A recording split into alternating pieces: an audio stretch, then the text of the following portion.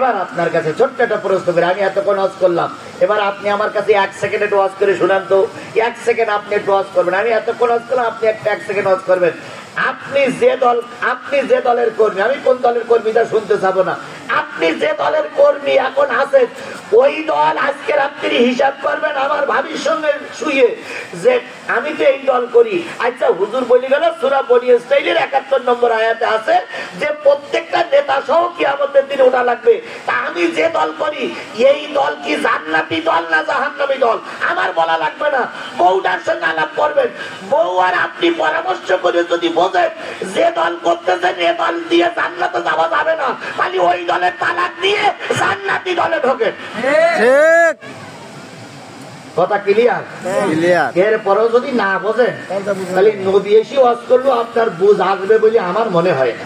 ঠিক, কারণ নবী ওয়াজ করেছিল আবু জেহেলকে বুঝেছিল না।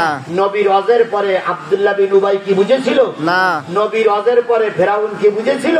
তাহলে নবীর ওয়াজ মুসার ওয়াজ ফেরাউন কাজে লাগায়নি, ইব্রাহিমের ওয়াজ নমরুদ কাজে লাগায়নি, রাসূলের ওয়াজ আবু জেহেল কাজে লাগায়নি।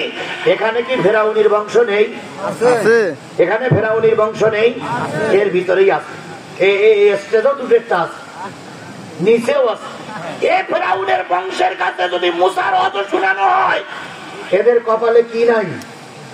হেদায়েত নাই। যদি এদের সামনে এসে আমি মুহাম্মদ সাল্লাল্লাহু আলাইহি সাল্লামের ওয়াজ করি, আবু জেহেলের উত্তরসূরিদের কপালে হেদায়েত না থাকলে ওয়াজে কোনো কাজ হবে না।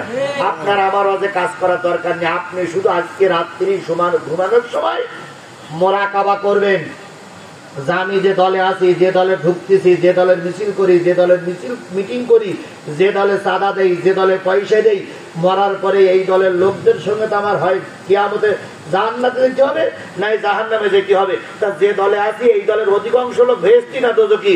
যদি আপনার ধারণায় বলে যে যে দল করতেছেন ওই দলের অধিকাংশ লোক জান্নাতি, আপনি ভালো পথেই আছেন।